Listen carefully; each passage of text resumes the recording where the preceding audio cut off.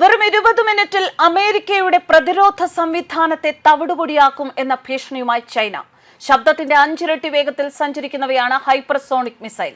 Hypersonic missile കൈവശമുണ്ട്. ഇത് പുറത്തെടുത്താൽ 20 മിനിറ്റിൽ US വിമാനവാഹിനി കപ്പലുകളെ തകർക്കാം. ചൈനയുടെ വളർന്നുകൊണ്ടിരിക്കുന്ന പ്രതിരോധ കരുത്തിനെ പറ്റി താക്കീത് കൂടി നൽകുകയാണ് US പ്രതിരോധ സെക്രട്ടറി പീറ്റ് ഹെഗ്സെത്ത്. ചൈനയുടെ കൈവശമുള്ള വൻ ഹൈപ്പർസോണിക് മിസൈൽ ശേഖരത്തെ പറ്റിയാണ് ഹെഗ്സെത്ത് താക്കീത് നൽകിയത്.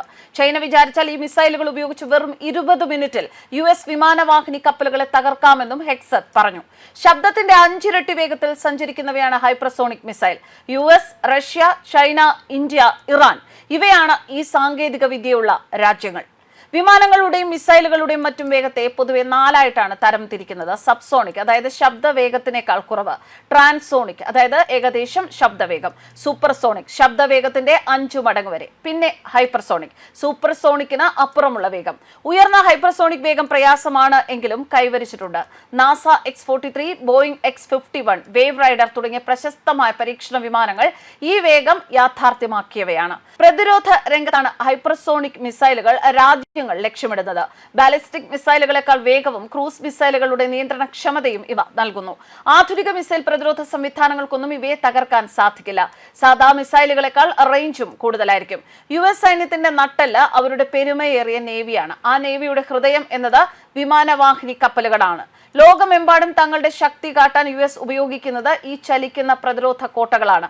ഇവ തകരുന്നത് USന് വലിയ തിരിച്ചടിയാകും നൽകുക.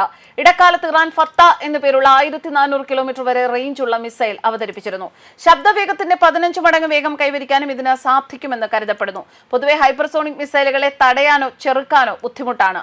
ഇതിനു പുറമെ ഫത്തായിൽ അധികമായുള്ള രഹസ്യ ചലന സംവിധാനങ്ങൾ മിസൈലിനെ കൂടുതൽ അപകടകാരിയാക്കുന്ന വസ്തുതയാണ്. ഹൈപ്പർസോണിക് പറക്കൽ സാധ്യമാക്കുന്നത് സ്ക്രാംജെറ്റ് അഥവാ സൂപ്പർസോണിക് കംപ്രഷൻ റാംജെറ്റ് എന്ന എഞ്ചിൻ നൽകുന്ന ഊർജ്ജത്തിലാണ്.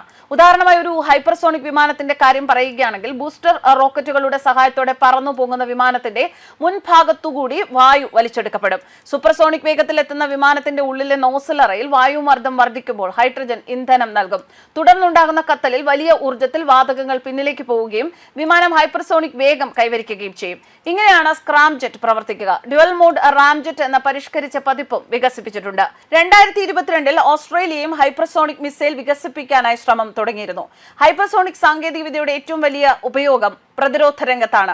എന്തായാലും ഹൈപ്പർസോണിക് മിസൈലുകൾ തങ്ങൾ പുറത്തെടുക്കുകയാണ് എങ്കിൽ USന്റെ പ്രതിരോധ സംവിധാനത്തെ തകർക്കാൻ സാധിക്കും എന്ന് തന്നെയാണ് ചൈന വളരെ ശക്തമായ സ്വരത്തിൽ പറഞ്ഞിരിക്കുന്നത്. അത്രമാത്രം വിശ്വാസമാണ് തങ്ങളുടെ ഹൈപ്പർസോണിക് സംവിധാനത്തിൽ ചൈനയ്ക്കുള്ളത്. എന്തായാലും തങ്ങളുടെ പക്കലുള്ള ഹൈപ്പർസോണിക് സംവിധാനം ഉപയോഗിച്ച് തങ്ങൾക്ക് വളരെ എളുപ്പത്തിൽ USനെ തകർക്കാനാകും എന്ന് തന്നെ വെല്ലുവിളിച്ചിരിക്കുകയാണ് ഇപ്പോൾ ചൈന. ചൈനയുടെ ഹൈപ്പർസോണിക് സംവിധാനം, ഇതുപോലെ ഹൈപ്പർസോണിക് സംവിധാനം ഉപയോഗിച്ച് USന്റെ പ്രതിരോധ രംഗത്തെ തകർക്കാൻ, താറുമാറാക്കാൻ ചൈന ശ്രമിക്കുകയാണ് എങ്കിൽ അത് ലോകത്തുള്ള മറ്റൊരു വലിയ ശക്തിയുടെ തകർച്ചയായിരിക്കും ഉണ്ടാക്കുക. തന്നെയുമല്ല, ചൈനയും USും തമ്മിൽ ഇടയുന്ന ഒരു സാഹചര്യം ഉണ്ടായാൽ ഈ അടുത്ത കാലത്തൊന്നും നമ്മുടെ ലോകം യുദ്ധങ്ങളുടെ ഭീതിയിൽ നിന്ന് രക്ഷപ്പെടില്ല എന്ന മറ്റൊരു സാഹചര്യത്തിലേക്കും അത് എത്തിച്ചേരും. ന്യൂസ് ഡെസ്ക് കർമ്മ ന്യൂസ്.